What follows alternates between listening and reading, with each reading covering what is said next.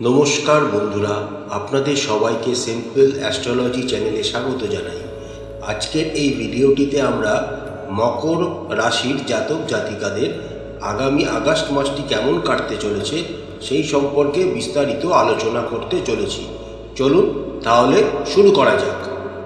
কর্মক্ষেত্রের দিক থেকে আগামী আগস্ট মাসটি মকর রাশির জাতক জাতিকাদের উত্থান পতনে পূর্ণ হওয়ার সম্ভাবনা রয়েছে। মাসের শুরুতেই আপনাদের দশম ঘরের অধিপতি শুক্র এবং ষষ্ঠ ঘরের অধিপতি বুধ একত্রে আপনাদের অষ্টম ঘরে গোচর করবেন। তার ফলে চাকরি ক্ষেত্রে আপনাদের বিভিন্ন চ্যালেঞ্জের সম্মুখীন হতে হবে। কর্মক্ষেত্রে আপনার প্রতিপক্ষরা আপনার ভুলের জন্য অপেক্ষা করে থাকবে, তাই আপনাদেরকে আগামী আগস্ট মাসে খুব সাবধানে পা ফেলে এগোতে হবে। মাসের শেষার্ধে যখন শুক্র আপনাদের, যিনি দশম ঘরের অধিপতি, নবম ঘরে গোচর শুরু করবেন, তখন থেকে আপনারা চাকরি ক্ষেত্রে শান্তিতে নিজের কাজগুলি করতে পারবেন। আগামী মাসের শেষ ভাগে আপনারা চাকরি পরিবর্তন করারও চেষ্টা করতে পারেন, অথবা যে চাকরিতে আপনারা বর্তমানে কর্মরত রয়েছেন তাতে আপনাদের ট্রান্সফার হওয়ারও যোগ দেখা যাচ্ছে। 24শে আগস্টের পর যখন বুধ, যা আপনাদের ষষ্ঠ ঘরের অধিপতি, বক্রী হয়ে সপ্তম ঘরে গোচর শুরু করবেন, তখন আপনারা কর্মক্ষেত্রে নিজের কাজের দক্ষতা প্রমাণ করতে সফল হবেন।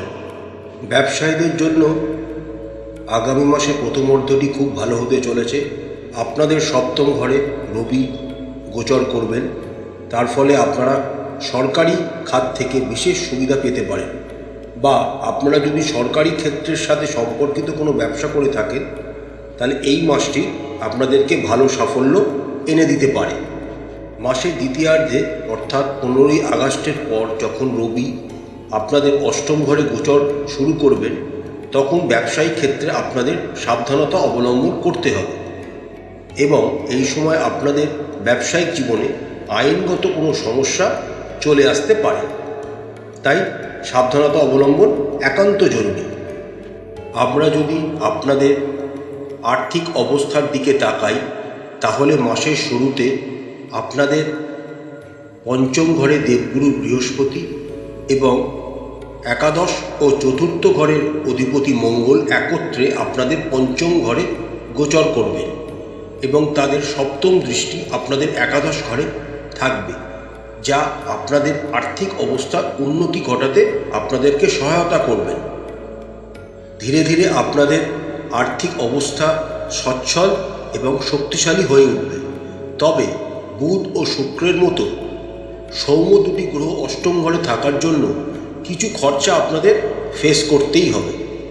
বর্তমানে আপনাদের দ্বিতীয় ঘরের অধিপতি শনি মহারাজ বক্রী অবস্থায় দ্বিতীয় ঘরেই গোচর করছেন, যা আপনাদেরকে সম্পদ বৃদ্ধি এবং সঞ্চয় করার পরিকল্পনায় অগ্রগতি প্রদান করবেন।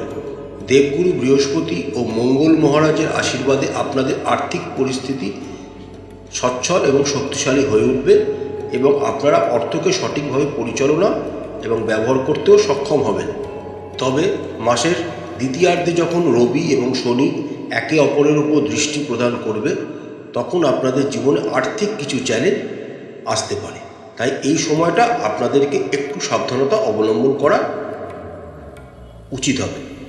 স্বাস্থ্যের দিক থেকে আগামী আগস্ট মাসটি আপনাদের মধ্যম প্রকৃতির হতে চলেছে।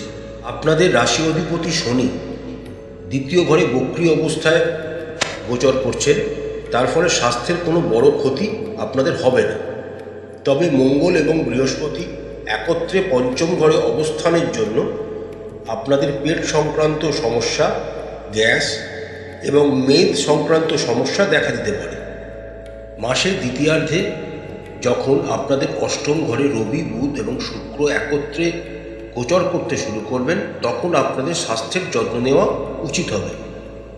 বর্তমান গ্রহ অবস্থানে রাহু আপনাদের তৃতীয় ঘরে গোচর করছেন, তাই এই সময় আপনারা আপনাদের স্বাস্থ্যের প্রতি উদাসীন হওয়ার সম্ভাবনা থাকবে।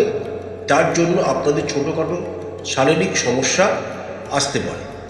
তবে নিজের খাদ্যাভ্যাস এবং নিজের জীবনশৈলীকে একটি রুটিন মাফিক চলার জন্য আপনাদের পরামর্শ দেওয়া হচ্ছে।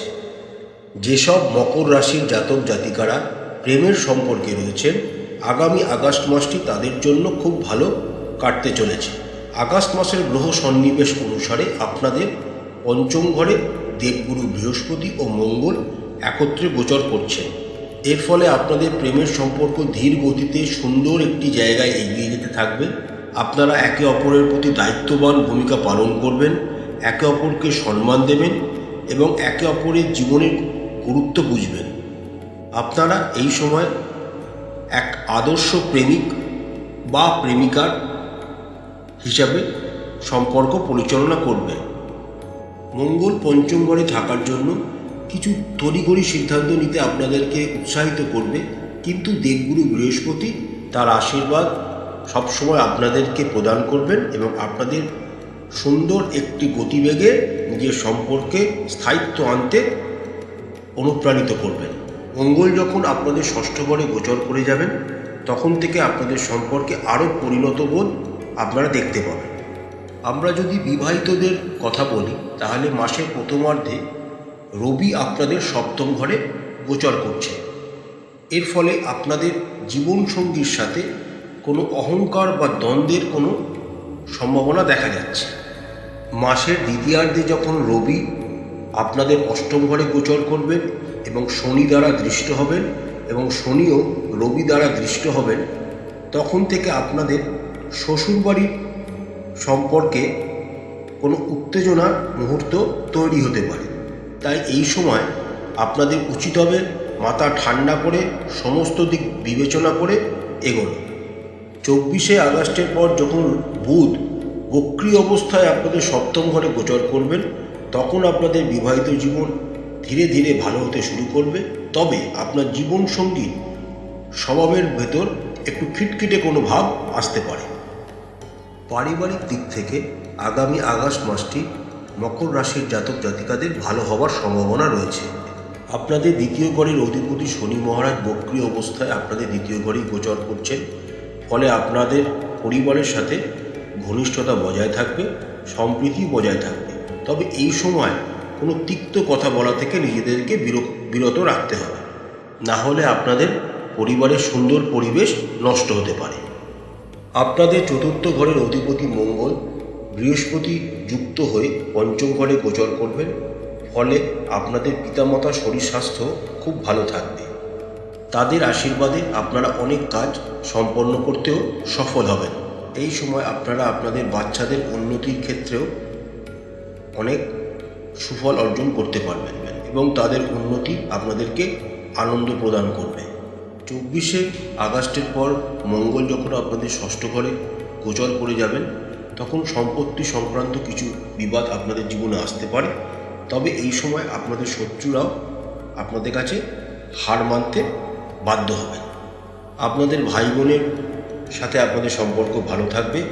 তারা আপনাদের সাথে কৌতুকপূর্ণ ব্যবহার করবে, যা আপনাদের আনন্দ প্রদান করবে এবং আপনাদের মধ্যে ভালোবাসা বৃদ্ধি ঘটাবে। প্রতিকারস্বরূপ মকর রাশির জাতক জাতিকারা রাশি অধিপতি শনিদেবের বীজ মন্ত্র 108 বার করে জপ করবেন। প্রতিদিন শ্রী হনুমান চালিসা পাঠ করবেন, শ্রী বিষ্ণু সহস্রনাম পাঠ করবেন এবং তার পূজা করবেন। গণেশ দেবতাকে সবুজ বস্ত্র অর্পণ করবেন এবং গরুকে সবুজ চারা বা শাকসবজি খাওয়াবেন। আশা করছি আগামী আগস্ট মাসটি মকর রাশির জাতক জাতিকাদের খুব ভালো কাটবে। মা তারা আপনাদের সবাইকার মঙ্গল করুন। আমাদের চ্যানেলটি ভালো লাগলে লাইক করবেন, শেয়ার করবেন, সাবস্ক্রাইব করবেন। নমস্কার।